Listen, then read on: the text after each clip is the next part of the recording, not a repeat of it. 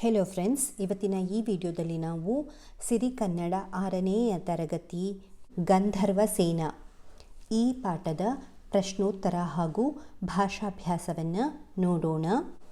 ಗಂಧರ್ವ ಸೇನ ಪದಗಳ ಅರ್ಥವನ್ನು ನೋಡೋಣ. ಮೊದಲಿಗೆ ಒಡ್ಡೋಲಗ. ಒಡ್ಡೋಲಗ ಅಂದರೆ ರಾಜಸಭೆ, ದರ್ಬಾರು. ರೋದನ ಅಳುವಿಕೆ, ಪ್ರಲಾಪ. ಚುಂಬನ ಮುತ್ತು. ಉದ್ಗರಿಸು ಹೇಳು. ಹೊರಗೆಡಹು.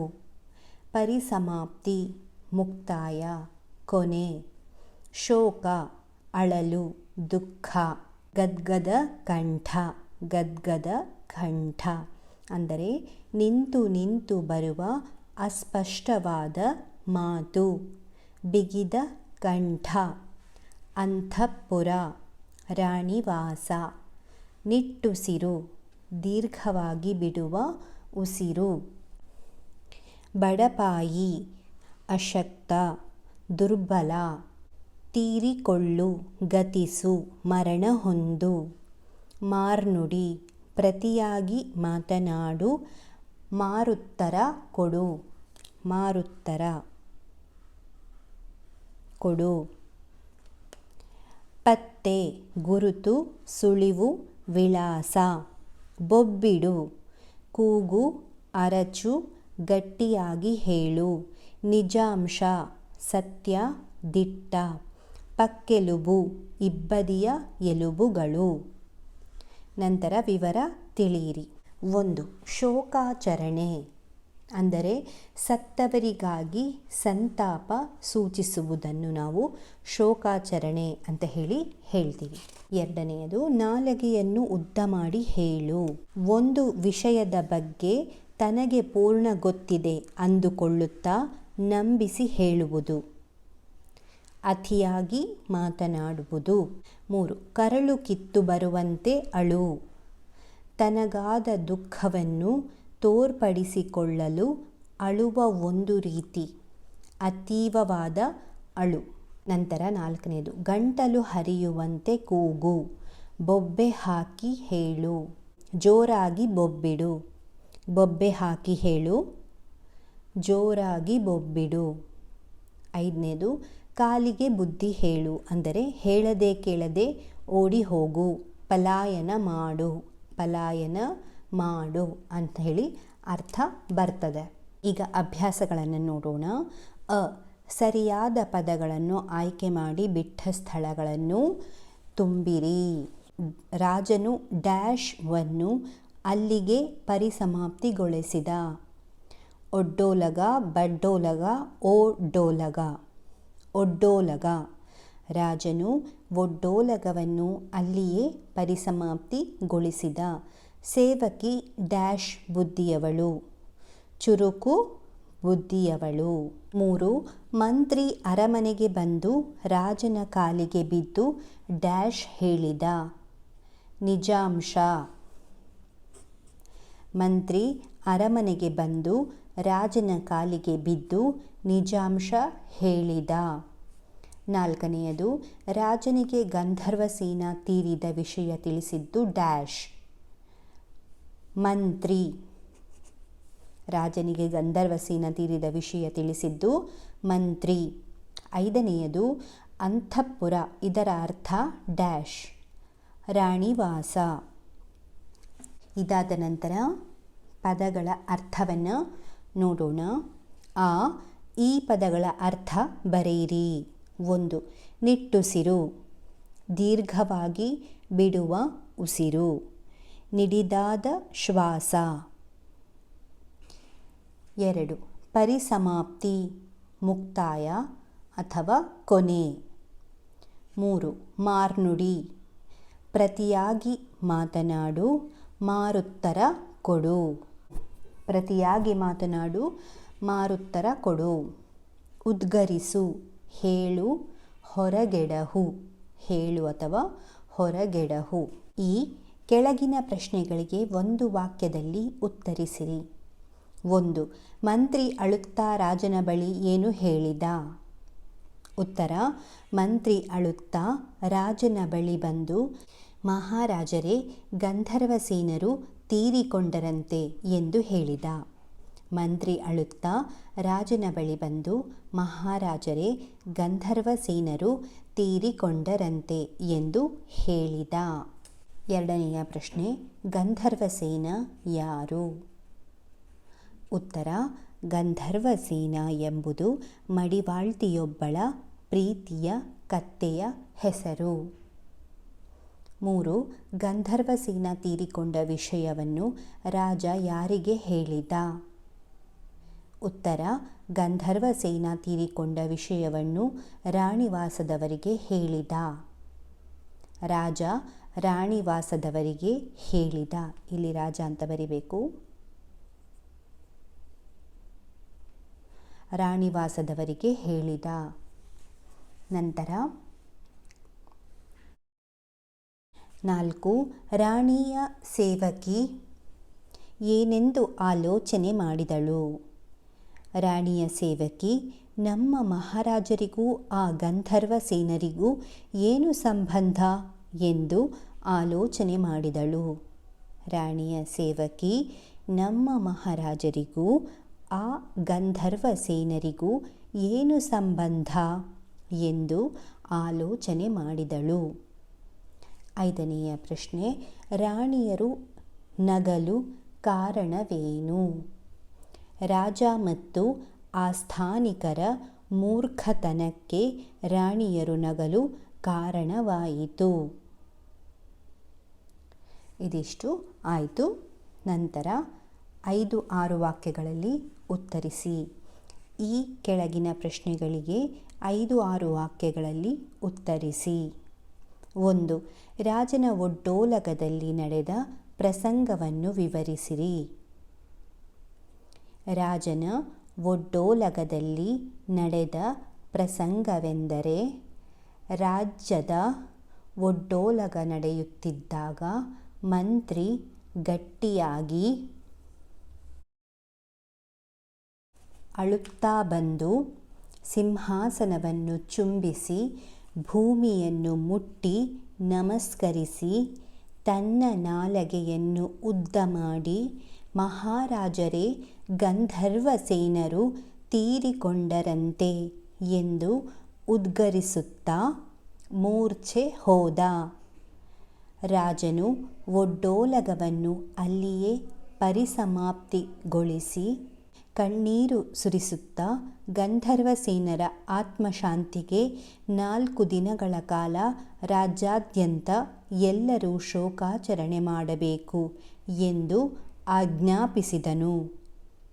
ಮಂತ್ರಿಯ ಆರೈಕೆಗೆ ವೈದ್ಯರನ್ನು ಕರೆಸಿ ಉಪಚರಿಸುವಂತೆ ರಾಜಭಟರಿಗೆ ತಿಳಿಸಿ ಅಂತಃಪುರಕ್ಕೆ ಬಂದು ಅಲ್ಲಿಯೂ ಕರುಳು ಕಿತ್ತು ಬರುವಂತೆ ಅಳತೊಡಗಿದನು.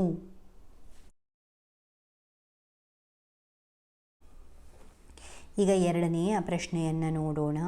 ಗಂಧರ್ವಸೇನ ಯಾರು ಎಂಬುದನ್ನು ತಿಳಿಯಲು ಮಂತ್ರಿಯು ಮಾಡಿದ ಪ್ರಯತ್ನಗಳೇನು? ಉತ್ತರ: ಗಂಧರ್ವಸೇನ ಯಾರು ಎಂದು ತಿಳಿಯಲು ಮೊದಲು ಮಂತ್ರಿ ಆ ಸೇನಾಪಡೆಯ ಮುಖ್ಯಸ್ಥನನ್ನು ಕಂಡು ಕೇಳಿದ. ಯಾರು ಆ ಗಂಧರ್ವಸೇನ ಎಂದು ಪ್ರಶ್ನಿಸಿದ. ನಂತರ ಆ ಮುಖ್ಯಸ್ಥನು, ನನಗೂ ತಿಳಿದಿಲ್ಲ, ನನಗೆ ಈ ವಿಷಯವನ್ನು ನನ್ನ ಮಡದಿ ತಿಳಿಸಿದಳು ಎಂದು ಹೇಳಿದ. ನಂತರ ಮಂತ್ರಿ ಪಡೆಯ ಮುಖ್ಯಸ್ಥನ ಹೆಂಡತಿಗೆ ವಿಚಾರಿಸಲು ಅವಳು, ನನಗೆ ಈ ವಿಷಯವು ಮಡಿವಾಳ್ತಿಯಿಂದ ತಿಳಿಯಿತು ಎಂದು ಹೇಳಿದಳು. ನಂತರ ಮಂತ್ರಿಯು ಮಡಿವಾಳ್ತಿಯನ್ನು ವಿಚಾರಿಸಿದಾಗ ಅವಳು, ಗಂಧರ್ವಸೇನ ನನ್ನ ಪ್ರೀತಿಯ ಕತ್ತೆಯ ಹೆಸರು ಎಂದಳು. ಈ ರೀತಿಯಾಗಿ ಸೇನಾಪಡೆಯ ಮುಖ್ಯಸ್ಥನಿಂದ ಮಡಿವಾಳ್ತಿಯವರೆಗೆ ವಿಚಾರಿಸಿದ ಮೇಲೆ ಈ ವಿಷಯ ತಿಳಿಯಿತು. ಸಂದರ್ಭ ಸಹಿತ ವಿವರಿಸಿ. ಮಹಾರಾಜರೇ, ಗಂಧರ್ವಸೇನರು ತೀರಿಕೊಂಡರಂತೆ. ಪ್ರಸ್ತಾವನೆ: ಈ ವಾಕ್ಯವನ್ನು ಜಾನಪದ ಕಥೆಯಿಂದ ಆರಿಸಲಾದ ಗಂಧರ್ವ ಸೇನಾ ಎಂಬ ಕಥೆಯಿಂದ ಆರಿಸಿಕೊಳ್ಳಲಾಗಿದೆ.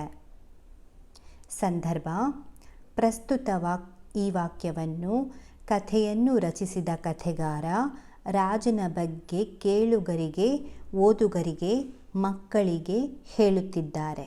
ವಿವರಣೆ ಈ ರೀತಿ ಇದೆ.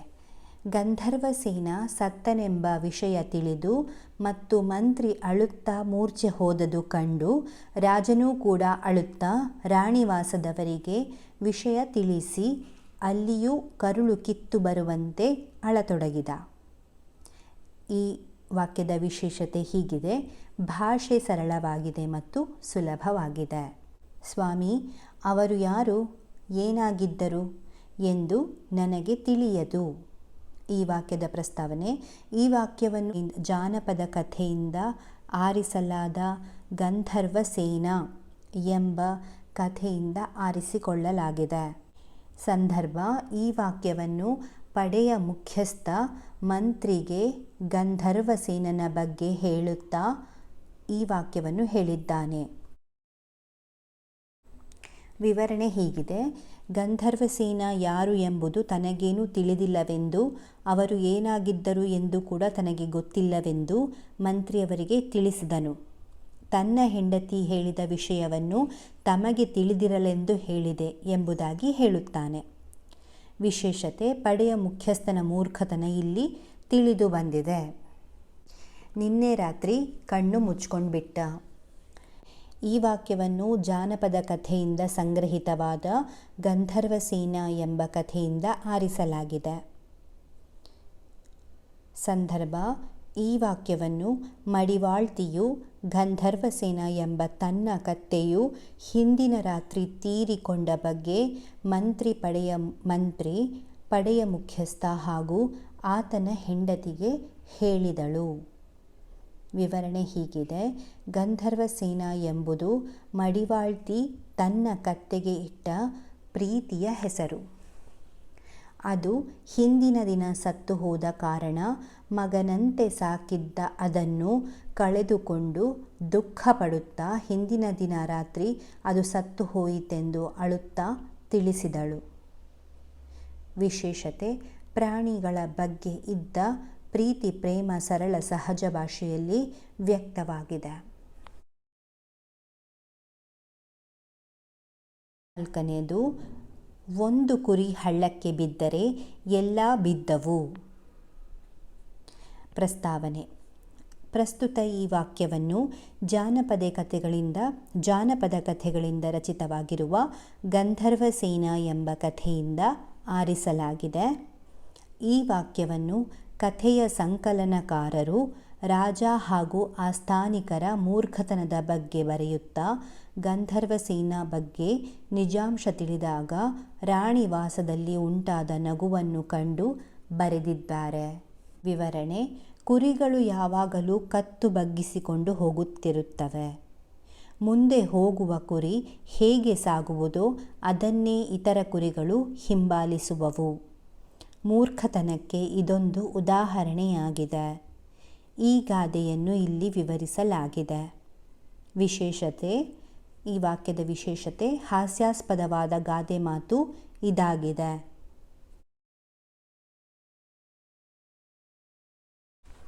ಕೆಳಗಿನವುಗಳನ್ನು ನುಡಿಗಟ್ಟು, ಗಾದೆ, ಒಗಟುಗಳಾಗಿ ವಿಂಗಡಿಸಿ ಬರೆಯಿರಿ.